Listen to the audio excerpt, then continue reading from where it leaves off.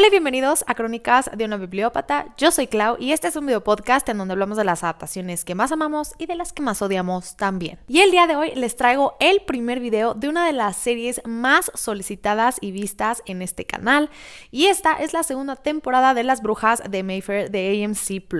Temporada que adapta Lasher, el segundo libro de la trilogía de Las Brujas de Anne Rice, o en español La Voz del Diablo. Así como con la segunda temporada de Entrevista con el Vampiro, la verdad es que no sentí que valiera la pena hacer un breakdown por episodio de esta temporada, hablando de todas las diferencias entre la serie y el libro, pues es una realidad que esta serie en especial tomó desde su primer temporada un rumbo muy distinto al de los libros, y sería imposible hablar de todas las libertades creativas que se están tomando con esta producción. Pero sí que tenemos mucho de qué hablar, así que tendremos dos videos. Este que estás viendo el día de hoy para discutir nuestras impresiones sobre los primeros 2 episodios de esta segunda temporada, así como nuestras predicciones para los 5 episodios restantes de los 7 que serán en total. Finalizando el 23 de febrero con el final de temporada, y ahora sí una nueva reseña con nuestras conclusiones, las diferencias más destacables que pudimos notar, qué odiamos, qué amamos y si de alguna manera logra reconquistarlos, aunque la verdad es que lo veo difícil. Y es que no es nada nuevo que esta adaptación nos ha defraudado bastante a los fans de Anne Rice hasta el momento, y lo pueden comprobar ustedes mismos no solo en mis reseñas de la primera temporada, sino en todos los comentarios que hay en esos videos que les voy a dejar en la descripción por si no los has visto. Pero bueno, ahora sí, después de una larguísima introducción, vamos a retomar en donde nos quedamos, pero no sin antes recordarles que esta reseña contiene spoilers de la primera temporada, así como de los 2 primeros libros de la trilogía de Las Brujas de Anne Rice, La Hora de las Brujas y La Voz del Diablo. Esta temporada arranca inmediatamente después del final de la anterior, en el que Rowan, siendo la 13ª bruja de la familia Mayfair, sirve como un portal que da luz a la encarnación de Lasher. Pero con esta nueva temporada entendemos desde los primeros minutos que la serie va a tomar un camino muy diferente al del libro. Pues para empezar, en esta Rowan no huyó de Nueva Orleans junto con Lasher, sino que vuelve a la casa Mayfair donde lo cría como su propio hijo. Y aunque sí busca protegerlo, especialmente de Cyprien y la Talamasca, no tiene ninguna intención de ocultarlo de la familia. Así como en el libro, vemos a Lasher crecer a un ritmo sobrenatural y a Rowan intentando entender cuál es su verdadera naturaleza, pero sobre todo cuáles son sus fines ahora que se ha materializado y que además no tiene poderes, pues se los da todos a ella a cambio de un cuerpo. Pero hasta el momento no la vemos en peligro, no vemos que esté con él en contra de su voluntad, y tampoco es un secreto que dejó a Michael, o en este caso a Cyprien, para alejarlo de él.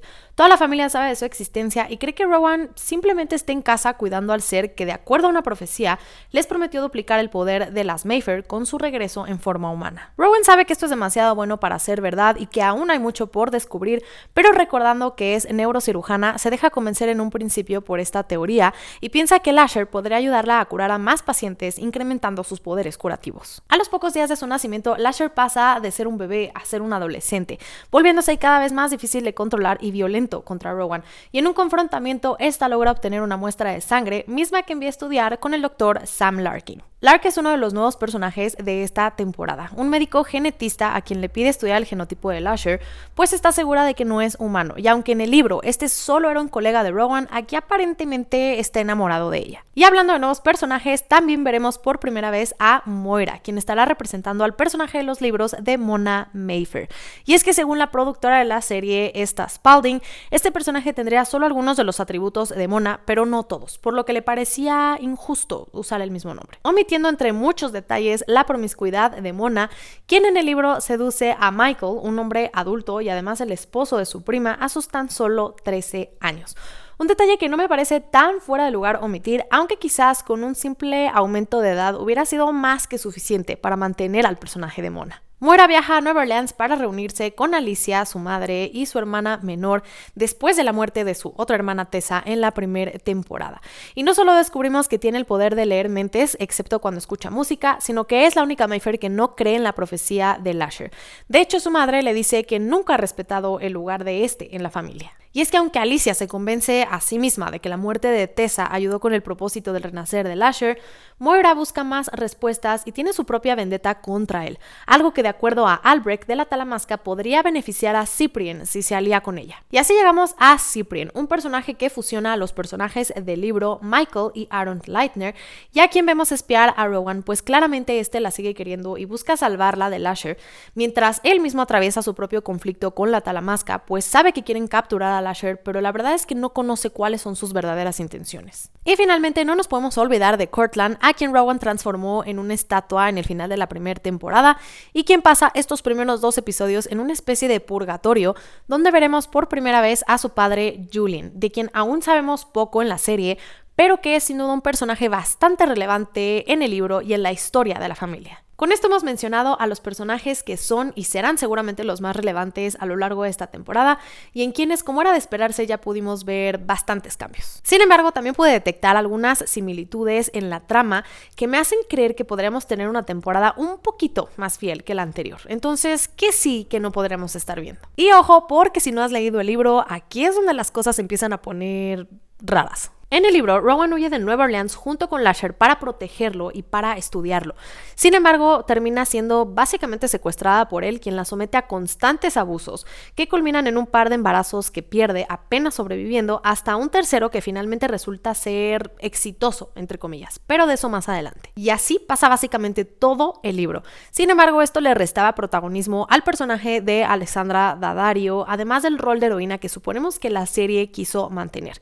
Y de paso disminuyendo un poco lo perturbador de su relación con Lasher. Y es que Lasher busca reproducirse a través de las mujeres Mayfair para dominar el mundo con su descendencia.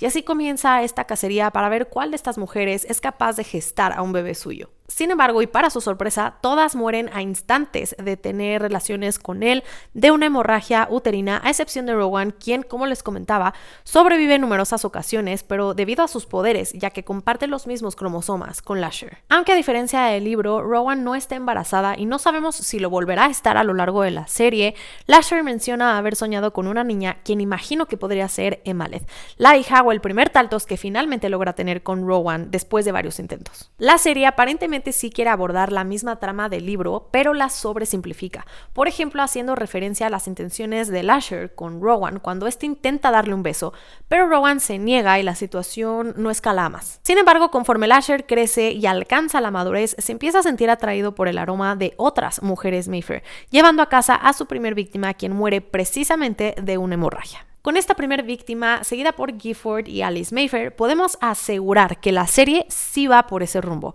Sin embargo, aquí lo vemos más guiado por el instinto y el deseo que por sus fines de perpetuar su linaje. Y es que aún no tiene recuerdos de su vida anterior y de cuáles eran sus metas cuando trascendiera de su vida incorpórea a un cuerpo humano. Creo que la decisión de omitir la violencia que ejerce Lasher sobre Rowan no fue la peor de las ideas, pues para empezar no es algo que queramos ver. La realidad es que es un libro bastante violento y realmente perturbador, especialmente considerando que ella lo parió y que la relación que forman en un inicio es consensuada. Entonces, aunque siempre he sido defensora de las adaptaciones fieles, también puedo entender cuando una historia no puede ser traducida tal cual a la televisión. Y esto no quiere decir que sea mejor o peor o que la autora no haya escrito un libro digno de ser representado con fidelidad.